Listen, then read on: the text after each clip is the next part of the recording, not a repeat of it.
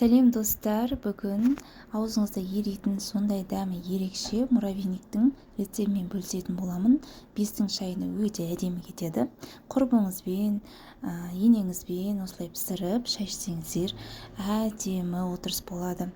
Ол үшін бізге осындай сары майымызға шекерімізді, разрыхителімізді, сондай-ақ картоп крахмалын, жұмыртқа, ұн барлығын жақсылап араластырып, жұмсақ қылып қамыр илейтін боламыз.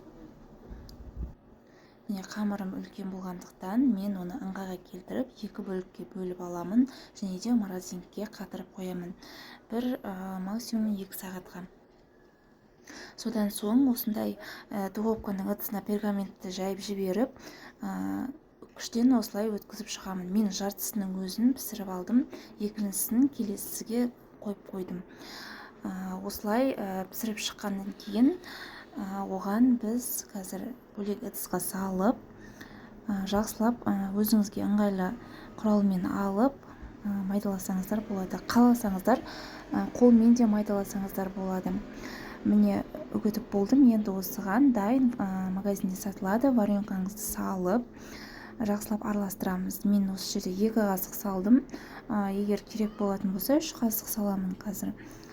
Осылай жаңағы массаңыздың керегіне орай варенкаңызды салып араластырасыз.